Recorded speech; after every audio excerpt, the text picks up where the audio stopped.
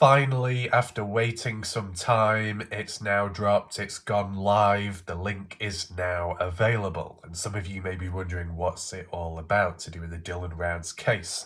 Well, I'm going to explain it to you today, show you the post, the update, and even the link. So we can take a look, see what it's all about, and what one has to offer within the Dylan Rounds legacy. Okay. So welcome to those that are currently here in this live premiere. Be sure to share your thoughts and opinions, reactions in the live chat box. For those watching, catching up on replay, leave your comments down below. We've got a different change of scenery because I have an illness at the moment. I'm messed up, so I'm just changing the camera angle so we can look at something else whilst I narrate again. So this today, all in relation to the Dylan Rounds case and legacy, as well as the K9 Task Force Unit volunteer group that have received donations and money with time to enable them to continue what they're doing and expand in other areas and deploy in other states with missing people cases, recovery missions, etc. And this K9 Task Force Unit has been very instrumental in the Dylan Rounds case and also responsible for 2 verified alerts and potentially 2 pieces of evidence DNA related, one of which was highlighted in a news article months ago now. So because of their importance, significance within the case, the family wanted to be able to give back. So by raising money here and there, it was a way of giving back and enabling K9 to keep on doing what they do. And that kind of coincides with Dylan Rounds' legacy. Whilst it's about spreading awareness of the case of Dylan and keeping that alive and pushing on for justice for Dylan, it's about helping other families as well going through similar issues to try and help other families not go through what the Candice Cooley, Justin Rounds family went through themselves, right? But within all that, raising money is one of the key areas too, which can be influential and help in positive ways for other groups and people out there, such as K9. And recently, well, I don't know how long ago it was now, but Candice Cooley did mention that on a website called Etsy, which is a shop where people can sell stuff, kind of like eBay, right, as an alternative, sell items, homemade items, custom stuff, products, etc. And people can buy them if they wish. So that's what's happened here. Candice Cooley and whoever else responsible making, well, some people could call it merch, clothing, items to honour Dylan Rounds and the legacy of Dylan, to remember him in his name. And people can buy that stuff to remember Dylan, and then that money is being put into such as the K9 Task Force Unit. So money proceeds get given to these volunteer groups and stuff, right? We saw it previously with Ron's Motorsports or the barbecue event, which was 5th of July, I think, or it could have been June. It was one of the two. So it's kind of happened again, but this time round it's a bit more interactive.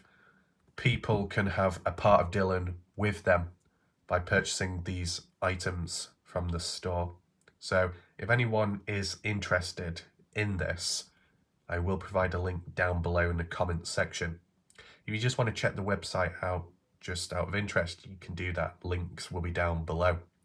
Speaking of links, pinned comment, there will be some additional links regarding my channel if you wish to check them out. Okay. And as said, for those that are currently here, just feel free to talk, react, let me know your thoughts on the items. You think it's a good idea, a bad idea, right? And we can go from there. So we're going to look at the post by Candice Cooley, the initial one, the latest update there. Check the website out too, the products, and we can also refer back to the comments from the night before or whenever it was when I did my last Dylan Rounds video. We'll probably start that off first to kick things off because it's in relation to Dylan Rounds' case, more so the fake accounts in the background. But to be fair, yeah, no, do you know what? Screw it. We'll just do the comments first. You know, different methods, different play styles, right, of how you can cover stuff. I think with Dylan Rounds, There's a certain formula, so I'll stick with that. Other cases, well, that's different there. You just take them out with different cases, people have different attention spans, right? So I'm just going to lay it out all for you. Just feel free to stick around at least so you absorb as much as possible and fully understand this video, because I know some out there fail to do that and then complain afterwards. That's their fault, not mine, okay? And I said once again, apologies about the flow if it's a bit messy or the voice, I'm just effed up at the moment. This stupid cold, effed up, messed up, right? So let's get straight into the YouTube comments, answer any questions, see if there's any additional interesting information or key points mentioned there. If anyone wants to check out my previous videos in recent time, top right corner of the screen where the eye symbol is, click on that and you'll be able to find some additional videos to check out from there. With that all being said and done, let's move on. I'll just adjust the comments to the newest. We don't have that many to get through, but we'll just read. So what did I say? Let's see how many get their pants in a twist and misunderstand the video. Response-wise, twisted. Joseph Lloyd, lol, that's the best part. So here we go. What we've seen in recent time is the return of some people. We've seen Wes and also Joseph Lloyd has popped in here and there. I don't know where Joseph Lloyd has been or if he keeps up to date with the Dylan Rounds case. The last thing I remember hearing from Joseph Lloyd was he was going to become a member on the channel and do it in advance for the next 3 months, but he never got round to doing that. So there we go. Moving on, we got Vegas Girl. What does Joseph say here? Kurt Wadsworth and every man that knew him should have made it clear he was to be respected. A bunch of trash, and Kurt should feel the worst, but who had Dylan's back when it counted? Who? Not one of them did, or Brenner would have never acted out or did anything that supported him and his work, much less his safety. Brenner should have been put in check of making sure Dylan had the help and support he deserved and needed. Dylan was a trailblazer, and he should have been free and safe to live out all his dreams. It's a sorry shame this was able to happen to Dylan or anyone else living out a dream. Bless him. Thank you, Ref. You're awesome. I'm forever loyal. Keep it going. Interesting. Is there anything to acknowledge here, then? Kurt and every man that knew him should have made it clear he was to be respected. So, kind of like a responsibility factor, maybe. Dylan Rounds being the youngest out there, much older people around him, in a way, a bit more experienced with life, could have been more of a guidance figure in helping Dylan and just guiding him in a way, but it depends if Dylan wanted help. There's been some talk in the background that when Dylan did some custom farm work, maybe John Sheldon or the other person, Dylan was, asking a lot of questions or, I guess, wanting to learn, right, and engage with people around him. So you can still say that there might have been a vulnerability factor, naivety with Dylan. Did Dylan see the worst in people, or was he quite casual and relaxed? I would say that Dylan was casual and relaxed, because the time when Brenner did a death threat to his father, Justin, saying, "Oh, I'm gonna kill him," Dylan didn't seem too fazed by it. Dylan responded to Justin about it and said, "Oh, he's just an ass, a little brush off. That's it." Didn't really take it that serious. Maybe because of the age he was, or that he supposedly knew Brenner wasn't capable. Well, look how that turned out. You know what I'm saying? So I think, yeah, you could say it's a shame that Dylan didn't have any key figures around him at the time. The right ones, I guess. If Lance Kelly, Ty Corbin were in the presence of Dylan before everything unfolded and stuff, do you think Dylan would have been better off? Just throw that out there, considering that Lance Kelly, Ty Corbin have put in quite some time over the years searching for Dylan. Do you think it would be a different outcome? Would they be a good guidance figure or complete opposite? Let me know your thoughts down below. We got Watcher Crazy. McKinney's place is original Irish Rose, and she is batshit crazy. Right, so this briefly ties on from yesterday's conversation, and this is in response to the Bob Farrell situation and the fake account. Okay? McKinney's Place. Some random comment on Facebook calling out Bob and a few others. And Watcher Crazy seems to know who's behind that account. Original Irish Rose. Has anyone heard of that name before in the Dylan Rounds case community, true crime community further afar? Let me know down below or in the chat. Me personally, I've heard the name mentioned here and there, but I don't think I've directly come across them. Though there was a time, via email, someone did send me a message and maybe their username was called Rose and / or they had a Rose profile picture. And at first, they were neutral, then afterwards they were like, let me tell you something, darling, or mister, you need to get your facts straight, you don't know what you're talking about, and basically told me off like a naughty little boy in the Dylan Rounds case. Well, whoever that was, guess what? Still standing, still covering this case, still single-handedly keeping it alive. What are you doing? F all. Dummy! Yeah! What's the response? Smooth fishing. It's actually McKinney because that's also my last name. Oh, okay. Yeah, just spelt wrong. Cleo, total madness. I guess so at times. Right. Nothing. Needing ones, guys. I don't need guidance. Gage says, it ain't me. I've been treating him as what? I've been treating him as he is Bob. He just blocked me a week ago. I have tons of messenger conversations with him going all the way back to June of 2023. It's fun to watch everybody with their limited evidence. Yeah, I guess Gage Chan, I guess what this is an example of is a microcosm of the Dylan Rounds case at times. Sometimes grasping at straws, sometimes with some material or drip-fed information and gossip in the background and trying to make it a reality and how certain lines are worded, people believing in it. Yeah. Does everyone have the full story? Maybe not.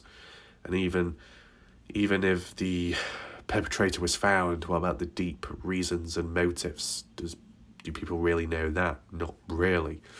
You can do the best you can with what you've got just to try and make sense of it, especially if the person is caught up in the mess. You want to try and avoid it or reduce the damage. Well, try and better understand and then go from there. As for my outlook of who could be responsible, it will be influenced by people I've come across in negative ways. Not saying that it's 100% true that they are responsible, but as it seems more likely just because of my encounters, and equally with other people out there who've had negative encounters with completely different people out there, they might be thinking it's them responsible, right? So yeah, for some it's a bit of an interesting situation. For those directly caught up in it all, a bit of a nightmare. How long will it go on for? You never know. And even if it does end, maybe something new will pop up in the future. I said some people use or exploit, exaggerate, intensify the drama because they use it as a life support machine to keep themselves active, to keep their channel alive, wherever they come from, whatever platform. It can happen, right? I mean, how many channels out there have spent let's say 4 to 6 months doing other stuff besides talking about all the drama and conflict? I guess it's different if you're caught up in it 24/7. But would others in general be able to break away from the routine of getting involved or talking about drama and conflict and just going off in a completely different direction? Can they do that? Is it within their interest? Or will it be detrimental to their channel, their growth, I wonder? Like, with me, if I was covering Dylan Rounds and for some reason I had to walk away from it, forced or natural, right? Is it like, oh, what am I going to do now? Well, no, because I've got ideas of what to cover next or return back to. So it's like already in place, but do other people have a plan, long term? Maybe not. So sometimes reasoning and understanding behind that can explain as to why people are supposedly stuck in that cycle, and why audience members get stuck in it too, because who they look up to and who they want to follow, those creators are purposely getting stuck in that cycle like a washing machine. And it will be interesting with time, because there might be some people that were once a viewer on my channel, or at least a public viewer. They've gone elsewhere and they're not exactly having a better experience. They're probably having a worse experience over there. But, you know, that's their choice. They face the consequences, as simple as, right? I think another thing that I do want to address and just highlight briefly, right? When you do get many out there, not just Dylan Round's case, but true crime community as a whole and others out there on YouTube, you will get people that will do commentary and do these analysis, calling out others, groups, for becoming brainwashed and falling for these corrupt channels, these narcissistic people, these dark individuals, etc. But I think what people need to remind themselves is they were once in that place before. So they should know their position, they should know their place and understand, you know, those that are currently going through it, because they've been themselves before. You get what I'm saying? It's different with me. I do my commentary, I do my analysis, right place, right time, but also it's because I've not made those same mistakes first of all. If I made those mistakes to begin with, I would adjust my wording and language when talking about others currently going through a situation I went through in the past, right? Share that understanding. But at least for YouTube channels, I've never been brainwashed. As for YouTube channels and communities, I've never pledged allegiance in that way. I've never got on my knees, right? I've never been a slave on YouTube channels or communities, right? I've never joined up with a dark community, dark side, and support all the bad actions and so on, like that to that extent, right? I haven't done that. I haven't made those mistakes. Could it happen in the future? Well, there's always that chance, right? But at least as I'm speaking right now, in the past, it just hasn't happened. So my approach when analysing humans will be a certain way. But there's a lot of others out there that have fucked up already, and yet they're quick to call out others right now and be hard on them when those critiquing messed up too in the past. They're no better, right? I mean, a real life example, what I remember, when I was in sixth form college, and there was some, we were lining up outside a class, waiting for class to start, to go on in. And there was some females outside lining up, and some other people must have passed by of a younger year or so at the time in college. And the people in my class, the females, commented saying, God, the attitude of these people and the way they dressed, such slutty behaviour, such sluts, the way they look, the way they dress. And I'm thinking, bitch, please, you two-faced hypocrite. You were one once before in the past, the way you presented yourself, the way you acted, the way people described themselves in numbers and what the consensus was. You get what I'm saying? It's like, you were once that, what you describe, what you don't like now. Remember your place, right? Show understanding, right? You never did it in the first place. You might have a different set of standards, a different mentality and approach. Okay, fair enough. But, the aspect of doing something in the past, maybe it wasn't the right thing, and then maybe adapting, well, if that's true progress made forwards, what should come with that is the understanding when applying it to others in the future, going through the same thing, experience. But unfortunately, humans don't seem to show that aspect, and it's very unfortunate, right? So it comes in all different ways, shapes and sizes, and it can apply both offline and in real life. Just wanted to highlight that. Besides that example, it looks like we've reached the end of the comments. So what we're now going to do is get into the main part of this video and check out the Facebook post latest one by Candice Cooley. Here we are, posted 16 hours ago, Candice Cooley saying, "We are so happy to announce that Dylan's Legacy is up and running on Etsy. All proceeds will go to teams including Canine Task Force, Missing in America Network, and other non-profit organisations that assist families in these very trying times. These teams are of the utmost importance. We never want anyone to need them, but if you do, they are here. We will add more items as we continue. Please help us support these amazing selfless teams. We are thankful for the help they've provided and continue to in Dylan's case. Without them, we would not be where we are in Dylan's case now." The link is there. As said, well, we'll click on it in a second, but if you want to check it out yourself, down below in the comment section of this video, you will be able to find the link, and I guess I'll add it in the video description too, so you can check it there, okay? So it'll be interesting to see. Let's just go back over this text to see if anything's been missed or needs explaining, okay? So yeah, Dylan's Legacy, a long-term feature, as we've heard with time. Etsy is the online store. As said, when people purchase the items, it says all proceedings will go to the teams Canine Task Force, Missing in America Network, and other non-profit organisations that have helped families in situations like missing people cases, such as the Dylan Rounds case. Okay?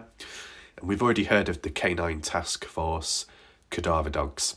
They've been instrumental. Missing in America Network, well, we've seen that website where it gathered the information of Dylan Rounds, the timeline, which probably still needs some work and updates there. But it's also a database for other missing people cases now. And on top of that, Missing in America Network teaming up with the likes of Dylan's Legacy, hence why there's a YouTube channel now which does videos, live stream interviews with the likes of Candice Cooley, Jazz Girlson, and families out there, parents of, missing people situations. So you can see how the networking is going on to spread awareness of Dylan, but also others out there so they don't suffer in silence. So it makes sense. I guess the interesting part is where Candice Cooley says, with regards to Etsy, we will add more items in the future as we continue. So it shows like it's a long-term thing. It also highlights that if by any means that on Etsy, the website, if items go out of stock, right? Let's say high demand, a lot of people purchase them, they'll probably restock in the future. And if not that, add new items as it's worded here. So there's a long-term aspect and it should be around for some time. So you should have the opportunity if you wish to purchase something from the place if you want to. Okay, anything else there? Acknowledging how they've been essential in Dylan's case, thanking them for where they are now. Of course, I won't know the ins and outs about everything because Candice Cooley and Rounds have had private groups, search groups out there over the course of 2023 summertime. So it was hush hush, quiet. Who knows what went on back there, but some stuff happened at least. The only thing that was publicly hinted and highlighted upon was the presence of the Canine Task Force and what they were able to locate. So there's that, but I don't know about the other groups. I don't know if that will ever be explained, but, it's interesting, I guess. As for the comments of this post, it's just mainly people saying, great, I'll go over there and I'll check, I'll purchase stuff, okay? So with that all being said, let's go. Let's go on to the link now. Here we are on the site called Etsy. Let me know, people down below in the comments, have you ever used this website? Are you aware of it? Let me know your thoughts. Scrolling on down, you see the profile picture there, Dylan's Legacy. It's kind of like the shop page, Dylan's Legacy. And I said, if you can't find or locate it on the website, the link is down below. The profile picture, Dylan's Legacy with the drone, the sunflower, what we've seen advertised in the past on the Facebook page, 22 people have liked the storefront shop page, and there's been 38 sales. 38 people or so have purchased items. Well, maybe it's not 38 people, but 38 transactions have taken place. So what we can do is scroll down to see what's available. So there's 4 items at the moment. So first of all, we've got Dylan's Legacy hoodies, long sleeve. It's got the Dylan's Rounds Legacy on the front logo, and then on the back, K9 Task Force logo. Then we've got car magnets and stickers, which is Dylan's Legacy with Missing in America Network, because they did team up in recent time. Then you've got stackable stretch bracelets, which I guess you can put around your wrist. I don't know if you put it around your ankles as well, but you know, different colours. There's beaded ones from the looks of it. Okay. And as well, you can purchase Dylan's Legacy card decal. I assume it's that small thing in that photo frame. I don't think you get the photo frame with that. I don't think so. But yeah, we'll click on each one just to see if there's any additional details in case you're interested. Let's do the hoodie. Okay. So up close, reasonable. It's got pockets at the front. And as well, with the long sleeves at the end of it, it kind of becomes what? Like you call it elastic. So it'll prevent it from slipping down past your hands unless you pull it over, so then it can cover your hands if you want to keep warm in that way. Pockets too on the front, so that helps. You got the hood with the drawstrings, where you pull them, it'll tighten the hood so it stays on. In the grey colour. Oh, is there any more images? Okay, so there must be 2 different variants, I guess, depending which one you want. Either you get this hoodie version with Dylan's Legacy on the front and the K9 Task Force Unit badge on the back, or you go for the Dylan's Legacy Missing in America Network one in colour. So maybe you've got the choice. It's £39, take in mind it will be down to location of where you come from. This price won't be exactly represented for you. Just take in mind the currency, pounds to dollars, dollars to pounds, okay? Might be postage included depending where you come from. Yeah. Size, you've got the option. You've got extra small, small, medium, large, extra large, and 2X, whatever that means for the big boys. So you've got a range of different sizes, accessible for a range of different people. And as for the style, it's either K9 Task Force for the badge on the back or Missing in America, right? As for the badge on the front, Dylan Rounds Legacy, that's the same for, you know, each option you choose there. It's just the back print that changes from the looks of it. Item detail. We'll just learn about it. Handmade. Dylan's Legacy is a non-profit organisation focused on helping other families bring their loved ones home. We've worked closely with K9 Task Force and Missing in America Network on not only Dylan's case, but many others. All proceeds will go to these and other organisations. Okay. Delivery return policies. Delivery costs £22, but that's that's because of going overseas. Dispatches within 2 weeks. What happens if you change it to US? USA. Does it do that? Let me just see. Post. Oh, bollocks. I've selected USA as the postcode. Right, forget that. You'll be able to check it out yourself what the postage is. No reviews at the moment. Meet your sellers. What's that? Do you know what? We'll have a look at that last, okay? As I said, I just want to show you the items first in case you're interested. No harm in spreading awareness there. Wow, this is big. Dylan's Legacy, Missing in America. Can't quite fit it on the screen. Isn't this the badge one? So there's 2 types. You got Dylan's Legacy badge with the drone on. and the outline of it. And then this one too, so it looks like it's two separate ones, but maybe you get both. Nice colour. You know, you got sunflower on the left and on the right, sunflower, but US colours. Right, it's received 11 views in the last 24 hours, about £5 plus, okay? You got the option, sticker 5, magnet 5.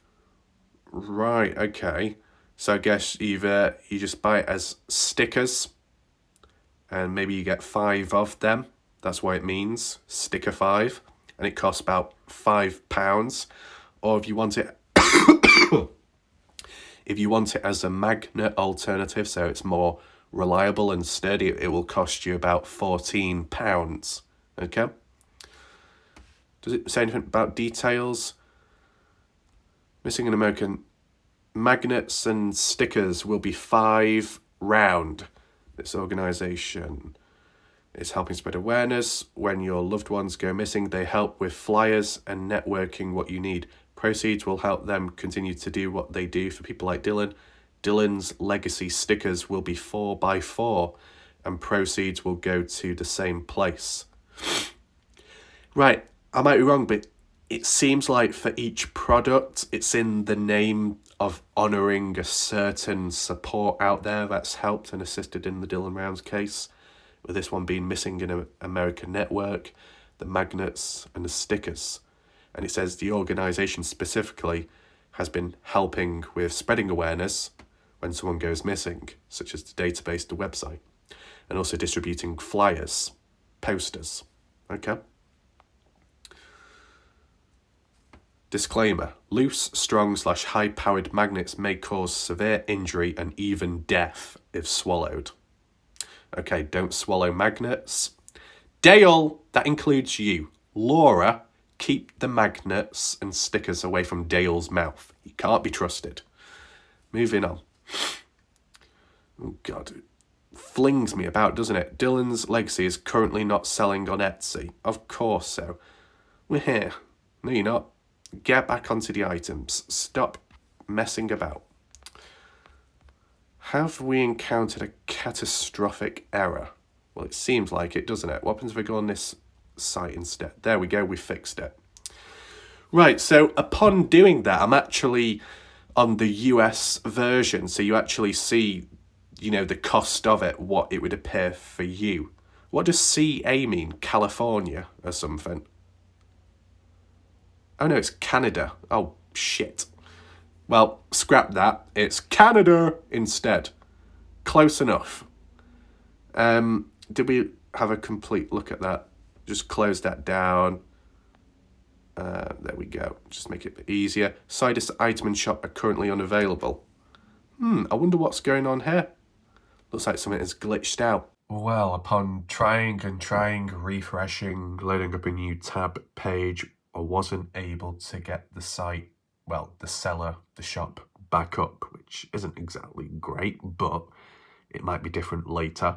But take in mind, this is a pre-recorded video, so at least when I tried at the time, it was unavailable, okay?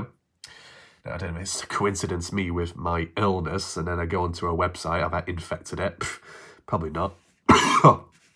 Maybe the items have gone out of stock because everyone's purchased it all up. But I just wanted to, you know, present to you some of the items at least, the details, the options, what you've got. You've seen the prices in different countries, in Canada as well, which is a bit random. Don't know why it was that specifically. But you can check it out for yourself, or whenever it becomes available again. Might just be a glitch, an error, a blip, something's happened at least. Typical timing though, as you know, but here's why it is. But let me know your thoughts down below. Do you think it's a good idea, a bad idea with the shop, Etsy, in the name of Dylan Rounds? I mean, if anybody else did it out there, like Bob Farrell did it, or Salty Pancakes did it, well, they'd probably be called out immediately, and of course, Candice Cooley would. But for the family to do this, or at least Candice Cooley's idea, right? Do you think it's a good idea? Do you think it's practical, that it will work out for the better in the future? I want to know your thoughts. I'll let you know my analysis right now.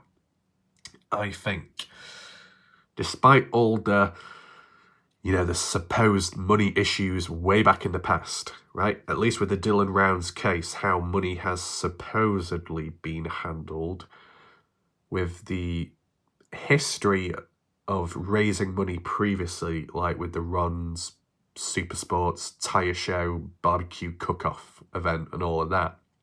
Proceeds there went to K9 Task Force, was a big success. K9 did individual posts on their own channel acknowledging how much it helped them and how much more they could do and expand on what they're already doing, right? Big success there, big positivity, right? So it's already happened. It could well happen again, right? This time it's just a different format. This time it's more, you donate money, but you get something back in the process. Now, it might differ from place to place, because other times you might be on a platform, you might purchase a baseball cap or a blanket, you might not always get it delivered, but they certainly took the money from you. But, some people can be more dodgy than others, right? So it'll be interesting to see how many or who purchases the items from the store, or at least when it's back up and available. Last time I checked, it was about 38 purchases. I don't know if that was the same as it was when I started this video. If it was like 34, 35 and it's gone up since, maybe it's led to the website crashing because there was overwhelming numbers on that shop page. You never know, because take in mind, on the Find Dylan Rounds Facebook page, 35,000 people are a part of that group. And then you'll get all the other outsiders as well. So I guess it also depends how it's advertised, right? So by doing it here, it spreads awareness. Maybe it could be done on TikTok as well, because that could attract some people over to the website too. I guess we'll just see how things play out and stuff, okay? But that all being in mind, just leave your comments down below. If you've got questions in general, you can list them too. Is there any other discussions to talk about? Do you know what? We'll just talk about a few additional stuff, whether it be about Dylan Rounds specifically or not. For those that have joined later on or right now, be sure to rewind back to the start of this video to catch up on what you missed out on and for the latest talk and post of Dylan Rounds, right? So just my brief thoughts from last night when, looking back at it a day later, such as the discussions live chat, decent range of people showed up last night. Considering what the video was about and the themes, a fair amount of people showed up, which was good to see. So, yeah, I am aware that if I do so happen to cover a certain topic or a mismatch of stuff, it will underperform because it's not of the same interest as to what people are normally involved in. But on this occasion, it turned out pretty well. And people had the freedom to talk and just do what they need to do. And, I guess the same can happen here as well. Still decent focus and everything. Can the same be said elsewhere too? I guess so, in a way, right? True crime community as a whole, I don't know what's the percentage of toxicity, but you'll always find it, and it doesn't have to be just true crime. One thing that I will say as an observation, bit more success with me covering the Idaho Brian Koberger case as of recent time, considering I'm doing it kind of blindly, right, and just going along with the latest news and catching up on the past. It's working out all right, and there's, shout out to regular viewers on my channel. Just a few examples would be Skeptical, Christie, and a couple of others, because they have researched the case previously, but they are patient in explaining it to others or explaining it to me, who's behind on the case, which is always good to see, right? Because this is a good example of understanding, right? Like what we talked about earlier, where a person can critique someone for a certain action displayed, even though the critiquer once did it themselves, so they should show some understanding. It's different here. People are built different here. So some people on my channel who show that patience and understanding when teaching others about a case who are behind on it. They do what they do because they choose to, it's natural and all that. But as well, they themselves would have been in a position at some place, some time where they were behind on a case and others teached them about it. So it's kind of give and take, which is good, right? It's natural and how it should be. Just make these little observations along the way. Maybe it helps some with time. Do we have any other predictions in between? Don't think so. I think, as for that Etsy site, not that I'm going to do it today because I don't think it would be appropriate, but could look at Etsy in the future as some alternative to Google Earth and type in items of interest and see what shows up, maybe, for the future. Compare, contrast with other stuff, maybe. As for Dylan Rounds, any predictions there? I personally think it's going to be silent up until the preliminary hearing of Brenner and onwards. Once it gets to that point, maybe more talk, coverage, some news articles, the odd interview, but for now, I think it will be quiet. And with wintertime, that will also slow progress down. As for searchers, volunteers, like the likes of Lance Kelly, Scott Natal, they've all been quiet recently. Scott Natal's last video, I guess, was uploaded either 4 weeks or 4 months ago, so he's been very quiet for some time now. Obviously busy with stuff in real life, responsibilities, yeah, that happens. We've seen the patterns in the past with Kenny Veach, right? Come and go. And I think the last person Scott Natal was searching for wasn't Kenny, it definitely wasn't Dylan, it was somebody else in between, in the desert somewhere. Was it in Utah or Idaho? I'm not quite sure. Some of you might remember. I don't follow everything because I'm doing my own coverage, right? So it's hard to keep up with it all. But yeah, at times you do sense and notice the presence of some missing when they're no longer around or not as active. But it happens. As for Lance Kelly did do a new video recently on his channel, a live stream if you want to check it out, clearing some stuff up. And I think he was also mentioning how he was trying or supposedly experimenting with other platforms. I do remember, in the background, Lance Kelly is still doing that dog training with his cadaver dog, what he's got, and so on. Can't show everything at this moment because of, I guess, legal reasons or something. But I do remember a previous comment from some weeks ago where somebody reached out on the channel of mine and said that Lance Kelly has been elsewhere active because on YouTube he's been ghosted.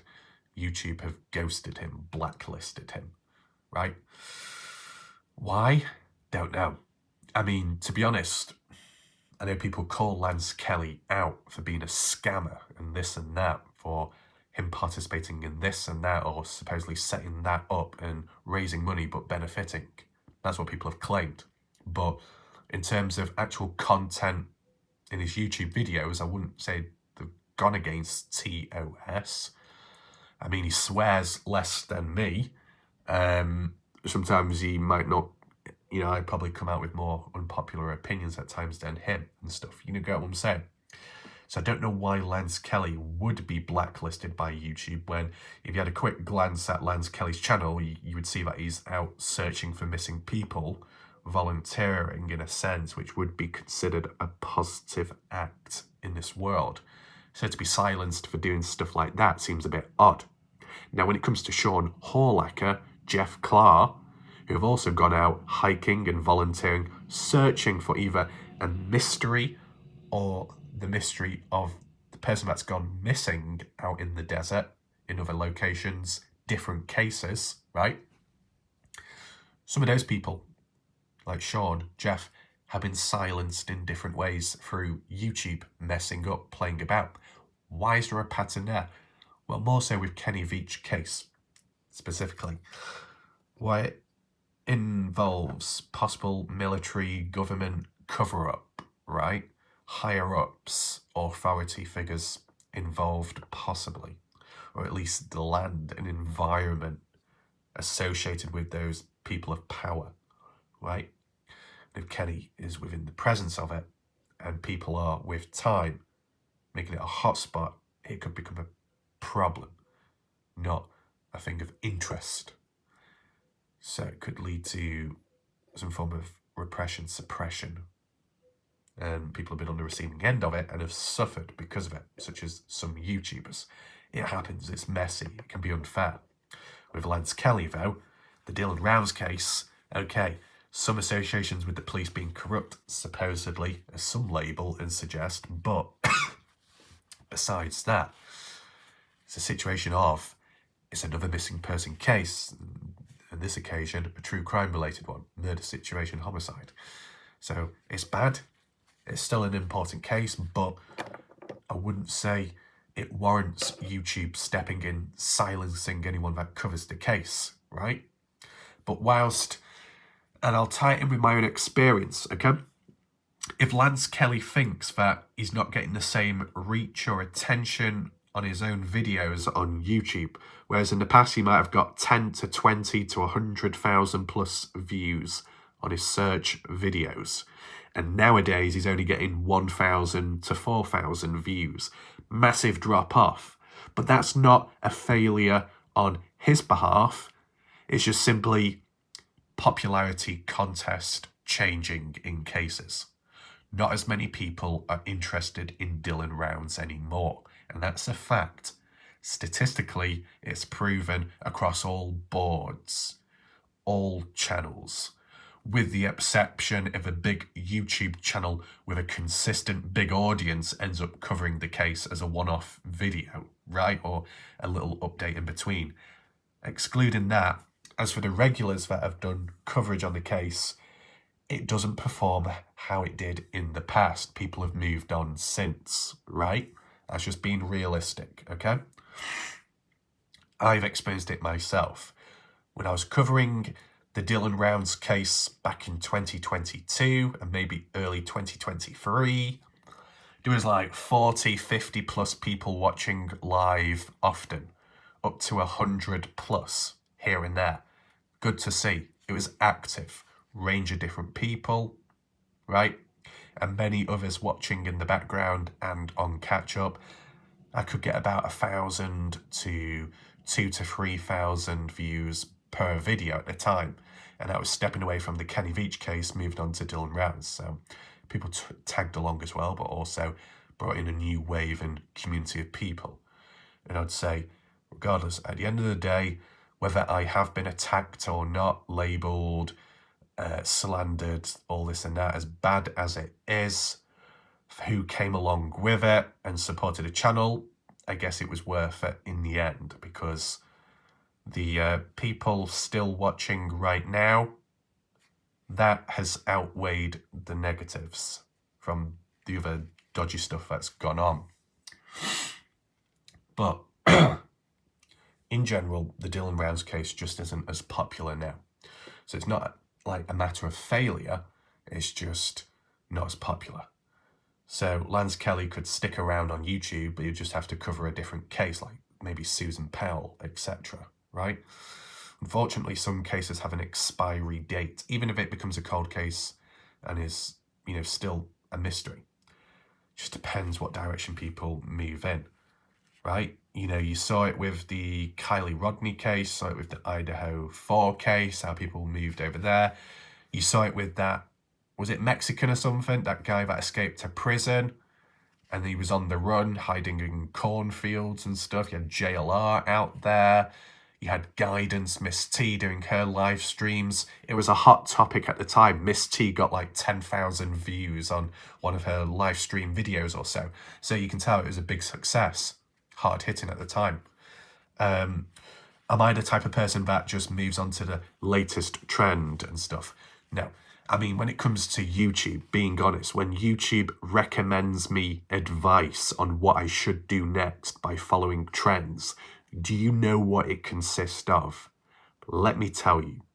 YouTube advise me to cover the latest beauty makeup trends, as well as covering Black History Month and LGBTQ plus related rainbow, glittery, sparkly things. Do I look like that I fit any of those boxes?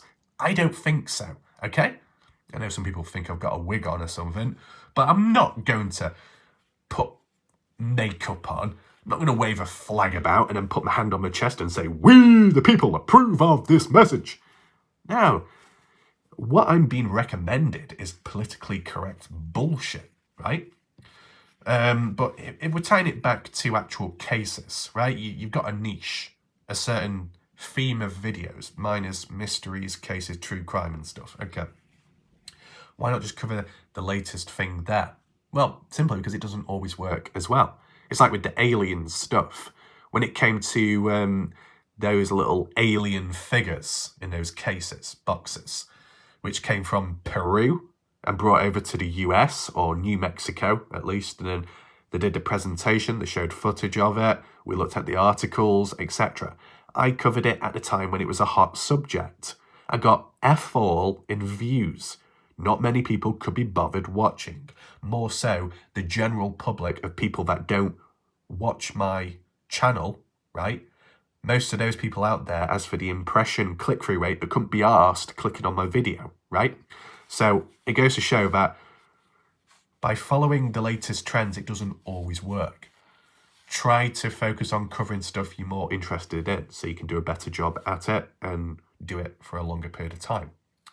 That's what I take into consideration when I'm covering missing people cases, right? Wow. So, I think that's basically it, because my throat's getting really dry now.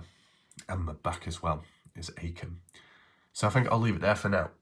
Hopefully you found the video helpful, useful, and hopefully that website does work again in the future and loads up. Leave it there for now. Thanks for watching. Goodbye and good night.